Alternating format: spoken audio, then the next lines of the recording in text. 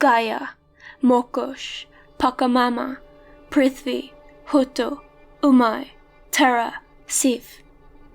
Basically, every polytheistic mythology has a Mother Earth who creates and protects life. Her femininity takes care of the tiniest creature, but will also unleash her wrath onto those who mess with her children. In Dota 2, you may be familiar with the Radiance being the force that creates life and nature. But according to Furion, the nature's prophet, it was the goddess of the woods, Viridicia. She was the one who filled in every patch with green, led rivers and streams through the woods, and guided the sun's rays to shine for her creations. Though, when she had finished her job, she realized the end of autumn was coming up, and so was her own. Perhaps that was the price of sowing every new plant and starting every life, each costing some of her own life force.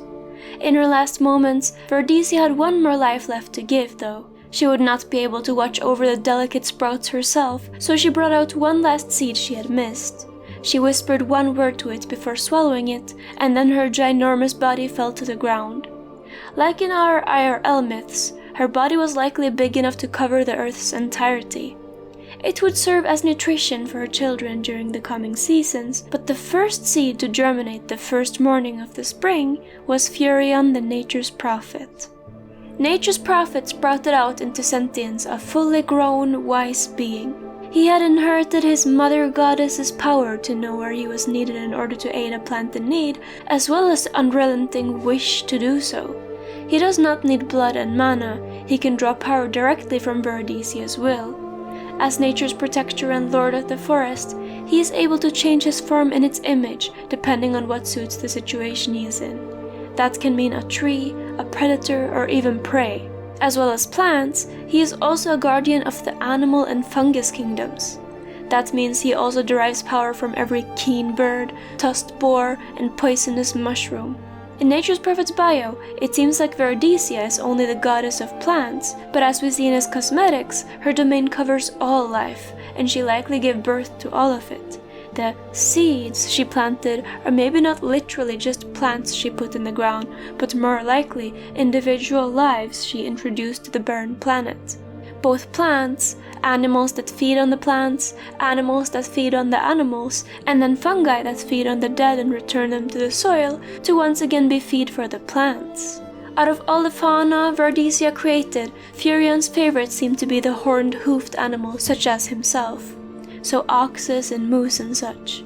He is also known as the Fungal Lord, and one of his cosmetics is even a mix between plant and fungus.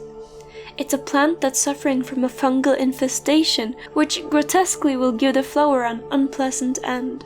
Nature's prophet and Viridicia seem harmless enough, right? Well, yeah, at first glance even the most brainwashy, psychotic cults can seem great too.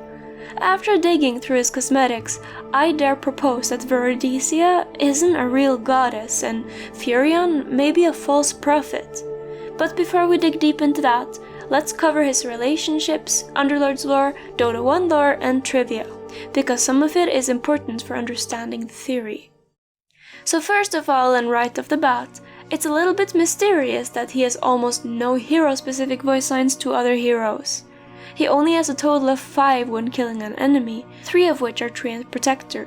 Treant, I cut you down! He is also bitter towards Leshrac, who is, unlike the other Nature's Protectors, not deluded. After having philosophized a lot, he sees the evil of nature and creation for what it is, and doesn't pretend like it's perfect. Whereas Nature's Prophet sees the beauty in a new sprout, Leshrac would be an anti-natalist.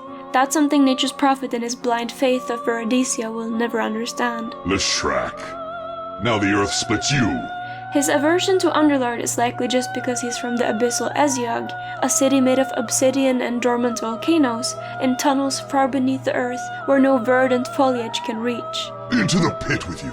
Despite NP not being very talkative though, a considerable amount of heroes have voice lines for him.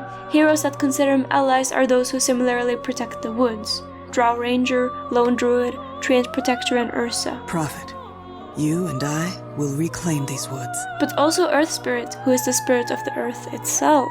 He even notes that they are of like spirits. Come, Prophet. We are of like spirits. But where it gets really suspicious is the sheer number of heroes who have things to say when killing him, and of them, how common it is to question his authority as the guardian of nature and prophet of the goddess of the woods. So he has a lot of enemies that do not respect him, and not a single one of them mention Viridicia by name, or even acknowledges that such a goddess even exists. The woods have spoken, and they chose me. You are no prophet of mine. Two-legged freak. False prophet. Down with false prophets.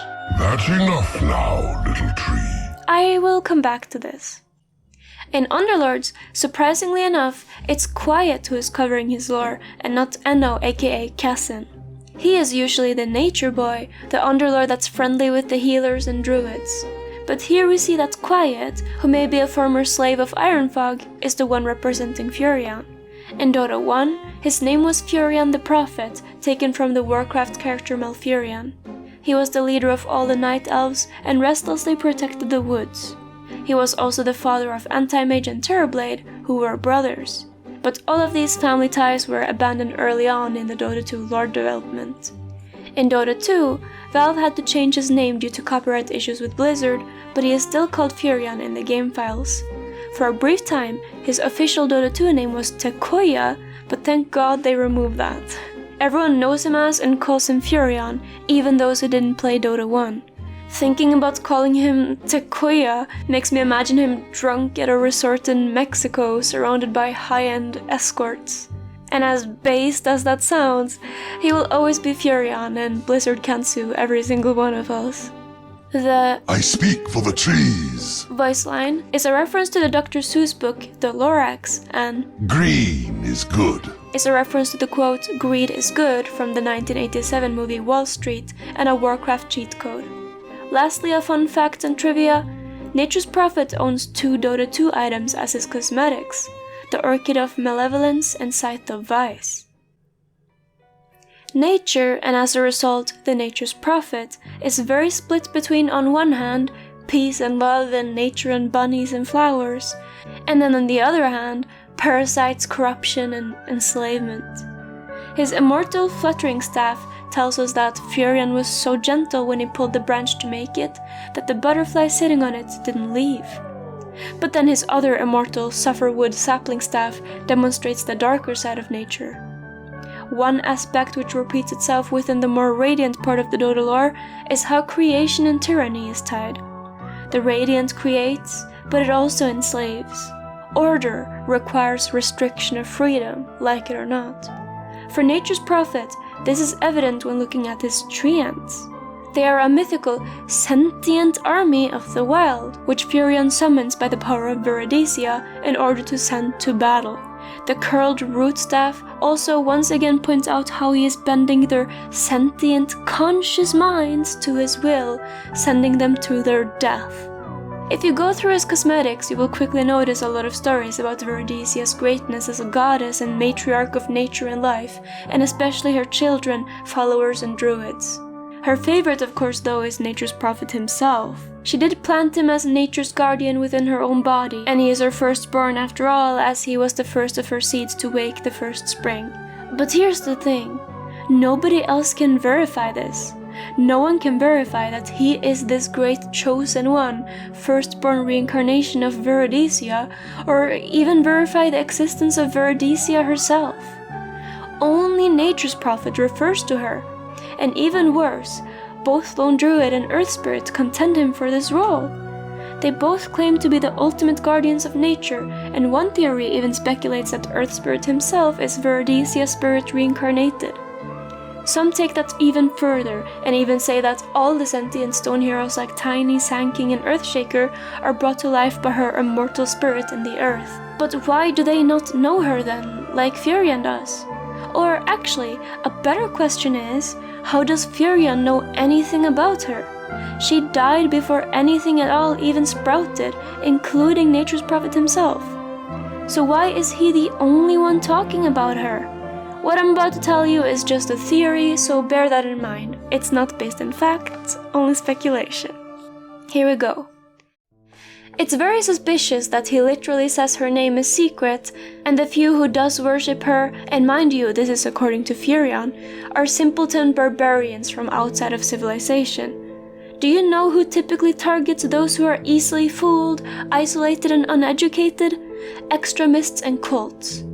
They often, instead of being what's directly worshipped, will talk about this great exclusive god or ideology that only they know the truth about, so you must follow them and listen to them and join the secret club of truth. And then, like was the case with Al-Fusha, the cult leader has their victim in the palm of their hand. By saying us versus them and literally making death prayers upon his enemies, Furion can make the most peaceful person a bloodthirsty crusader. A narcissist can mask their lust for power by pretending to be a humble servant themselves, only leading in service to their god. And that way, they can't be criticized for grandiosity. What if Furion has made up an entire goddess in order to lead his cult of nature protectors? Viridicia isn't real, he is just using her as a token, taking credit for the radiant. He says he's the firstborn, so nobody who believes him can question him. Never in his bio did he argue whether or not the goddess exists. He simply informed that of all her creations, he was the first one. That's another tactic cult leaders will use. Now you have already accepted the matter of fact that she created life. So then believing that he was the chosen guardian and favorite son is easier to believe.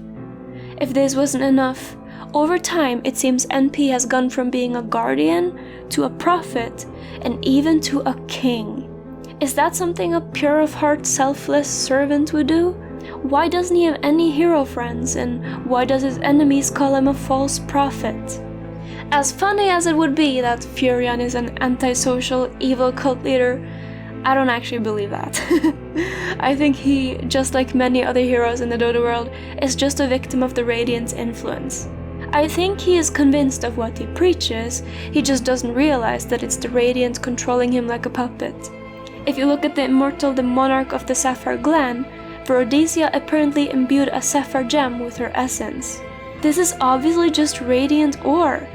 If she really created all life, more heroes would acknowledge her. Only Furion and his cosmetics mention her. He is the proof that Radiant pretends to be creation and goodness and nature and nice and life, but it's actually just totalitarian slavery. He's a drone with no friends and no cause other than to protect Mother Nature, and as much a victim as he is a predator. You can believe Viridicia is real if you want.